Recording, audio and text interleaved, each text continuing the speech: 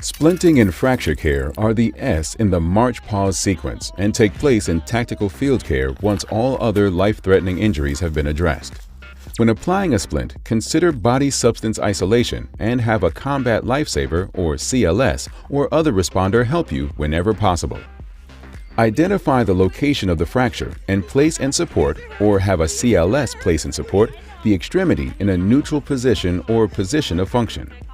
Assess the pulses, motor and sensory function distal to the fracture. Remove jewelry, watch, clothing, and/or boots as the situation dictates. Ensure that any open injuries are bandaged and bleeding has been controlled prior to splinting. Gather all of the materials you might need. Many of these are found in the individual first aid kits, like gauze, a cravat, an elastic bandage, and tape. Others may be found in combat lifesaver kits or in a combat medic bag. This might include a SAM splint or other malleable aluminum foam splint, additional cravats, tape, dressings, and elastic bandages to secure the splint to the extremity. Now, using the uninjured extremity on the opposite side of the casualty, measure and fold a malleable splint so that it encompasses the joint above and the joint below the fracture site. Malleable splints are made rigid by introducing curves, particularly along the long axis of the splint, when molding the desired shape. Techniques like gutter splints, sugar tongs, etc. vary based on the location of the fracture. It may be necessary to use two malleable splints, interlocked for stability in some situations.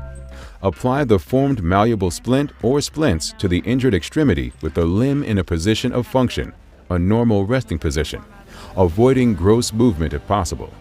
Then lightly pad all gaps within the splint, filling voids and protecting bony prominences to make it more comfortable. Tie cravats or cloth strips and ensure that knots are tied over the splinting material, not directly over the injury site, or wrap elastic bandages around the splint to secure it in place. When using cravats, one must be placed proximal and the other distal to the fracture if possible, understanding that in the case of a very proximal or distal fracture, this might not be possible. Now tuck in the ends of the cravats so that they will not get caught on obstacles during movement. Ensure the joints above and below the fracture are immobilized in the splint whenever possible. Secure the entire injured extremity when appropriate. For example, a sling and swap may be indicated to keep an arm fracture stabilized during transport.